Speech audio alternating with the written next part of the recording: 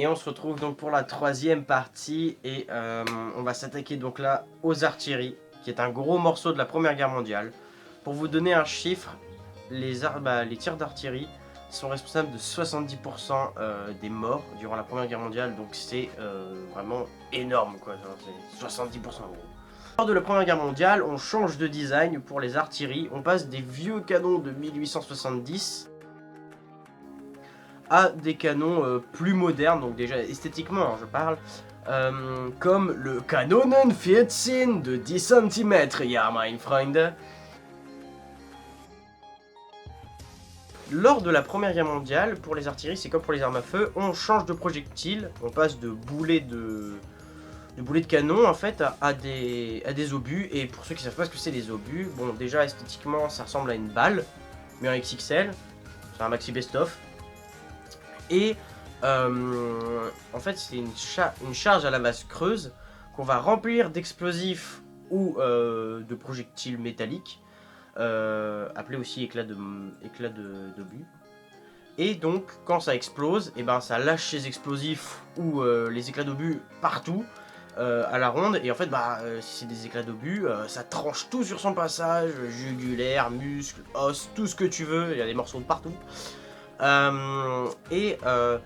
C'est très très meurtrier et c'est vraiment c'est ça qui est responsable donc des 70% de morts, donc c'est vraiment énorme.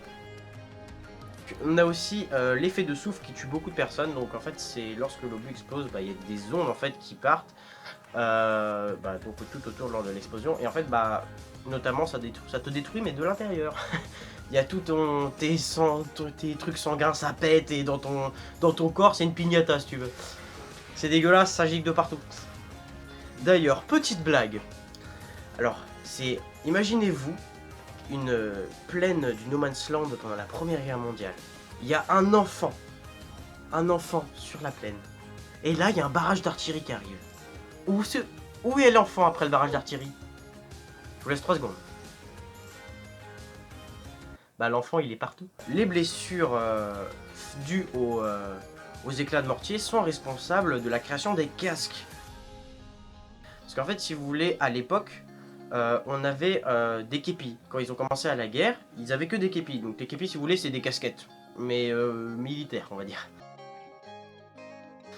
Et donc, vu qu'il y avait beaucoup de blessures à la tête, donc dues aux éclats d'obus, et les armées se sont dit, ça serait bien d'inventer une protection à la tête. Et donc là, la création des casques. Et ça me permet de détruire une idée reçue. Les balles à feu, les balles en gros, n'arrêtent pas, les casques n'arrêtent pas les balles en fait. Ça c'est totalement faux. Les balles traversent les casques, c'est pas assez puissant. La seule façon d'arrêter une balle avec un casque, c'est qu'on rajoute une plaque métallique en fait, vraiment épaisse sur le casque. Sauf que bien sûr, vous vous rendez compte, une énorme plaque sur la tête, t'es hyper lent, en même temps va courir avec un parpaing sur la gueule. C'est exactement pareil, donc forcément t'es protégé mais tu bouges pas quoi. C'est bien pour un sniper.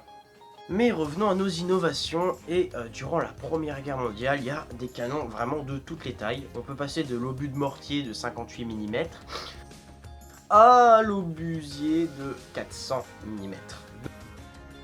Donc on passe vraiment du petit frère au tonton obèse alcoolique.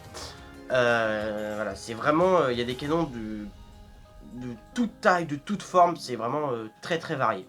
Il y a différents types d'obus pendant la Première Guerre mondiale, je vais vous dire les 3 principaux. Donc il y a l'obus percutant, donc c'est l'obus qui explose dès qu'il touche le sol. C'est l'obus à retardataire, donc lui en gros c'est l'obus, il s'enfonce dans le sol puis il explose. Le dernier c'est l'obus fusant, et en gros lui il est programmé, en gros on programme son explosion. Et donc l'une des plus grandes innovations niveau canon durant la Première Guerre mondiale est une innovation française, parce qu'en France on aime bien tuer notre prochain. Et ce canon, c'est le canon de 75 mm daté de 1897. Et donc ce canon avait toutes les innovations de son époque, avec la poudre sans fumée, le dernier obus fusant, donc programmé. Et alors attends, je vais devoir prendre ma fiche parce qu'ils ont vraiment des noms de merde. Donc, on a la culasse selon les procédés de Nordenfelt. Nordenfelt. Je sais pas comment ça se prononce, c'est moche. Et puis des freins à recul oléopneumatiques. Moi non plus, je sais pas ce que ça veut dire. Mais en revanche, ce que je sais, c'est qu'en gros, ces innovations vont permettre, en fait, à chaque tir, d'habitude, les canons, ils ont besoin de se repointer, en fait, pour recalibrer leur tir. Alors qu'en fait, bah, toutes ces innovations vont permettre d'empêcher ça. Pas plus de recalibrage, et donc, bah, le tir rapide est enfin créé pour l'artillerie, ce qu'on attendait depuis vraiment longtemps. C'est pour ça notamment que ce canon, le 75 mm, sera surnommé le canon roi. Donc ce fameux canon roi sera très utilisé lors de la guerre de mouvement et notamment lors de la première bataille de la Marne, qui sera très très meurtrier. Mais par contre lors de la guerre de position, il sera inutile, beaucoup moins utile que les canons allemands, puisqu'en fait si vous voulez, le 75 mm ne permettait pas d'atteindre correctement en fait, les troupes cachées sous terre en fait, dans leurs tranchées. Donc ça c'est un problème qui sera réglé notamment par les mortiers. Pour finir sur ce canon de 75 mm, l'une des raisons pourquoi il est connu, c'est qu'en fait, les utilisateurs de ce canon ont payé un très lourd tribut lors de la Première Guerre mondiale. C'est triste à dire, mais ce canon est connu parce que ses utilisateurs mouraient. Souvent. Je vais vous parler maintenant du canon le plus emblématique de la Première Guerre mondiale. Alors, ce canon a de multiples noms. Donc, il a le Krupp, donc en référence à son créateur. On a le canon de Guillaume, donc en référence au Kaiser de Prusse Guillaume II. Il y a quoi d'autre? Il y a Die Pariserin, le Parisien. On a aussi Die Pariser Kanonen, le canon de Paris. Donc, tous ces noms font référence au même canon. Il fut surnommé par les Allemands pas par les Allemands, il est surnommé la Grosse Bertha, en référence à la fille de Monsieur Krupp. Au Krupp, il n'y en avait qu'un, et il a tiré 300 obus sur Paris, en détruisant notamment l'une de nos belles églises. Et donc ce canon pouvait tirer à la distance hallucinante de 120 km, c'est énorme pour l'époque, hein, mais avait niveau précision c'était de la merde, il n'y a pas d'autre mot, parce que le canon pouvait dévier à 1,5 km. De son lieu normalement d'arrivée. Donc c'est vraiment énorme, 1,5 km, c'est la précision, tu peux dire salut quoi. Ce canon était transporté seulement sur rail, hein, parce qu'il faisait 175 tonnes quand même, donc cette belle bête, tu la transportes que sur rail. Et son utilisation était essentiellement par effet psychologique, parce que vous vous en doutez qu'avec cette précision là, tu peux pas faire autre chose que le psychologique, quoi. Les frappes chirurgicales, ça n'existe pas avec ce canon. Et malgré sa taille, malgré cette énormité, ce fut pas le canon avec le plus gros calibre. Étonnamment, hein, ce fut un français. Et bah oui, parce que c'est nous qui avons la plus grosse, hein, forcément. Et c'est le canon de 400 mm. Donc, le canon de 400 mm, c'est un canon français arrivé dans l'armée en 1915.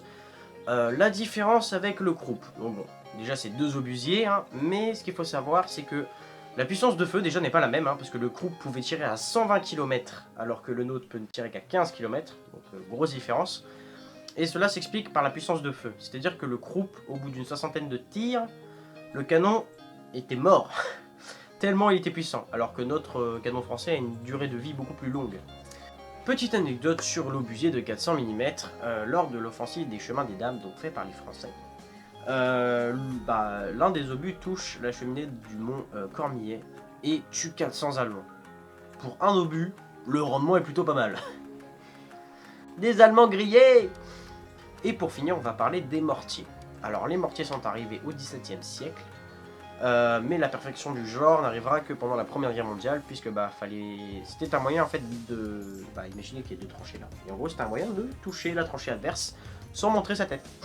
Donc c'était plutôt assez intéressant. Pour une image, le mortier utilisé par la France, les Polonais et les Serbes, c'était le mortier de 58 mm créé par la France. C'était un peu, on va dire, le modèle classique du bon mortier, quoi. Mais le mortier que beaucoup plus de personnes connaissent, c'est la Grosse Bertha. Alors ça c'est la Grosse Bertha mais version française, c'est-à-dire que les Français et les Allemands, pour eux la Grosse Bertha c'est pas la même. Pour les Allemands, c'est le canon de Paris. Pour les Français, c'est le mortier dont je vais vous parler. Et puis même ce canon mortier, c'est un mélange en fait entre un obusier et un mortier. Parce qu'en fait, si vous voulez, il tire comme un mortier, mais c'est un obusier. Moi, je le considère plus comme un mortier. Donc voilà, après c'est chacun son avis, vous me donnerez le vôtre en commentaire. Et il tirait des cartouches de 420 mm. Donc on va dire que c'est le plus gros calibre de la Première Guerre mondiale, mais pas des obusiers. Obusiers, c'est quand même nous qui gagnons, à mon avis. Bon, bah...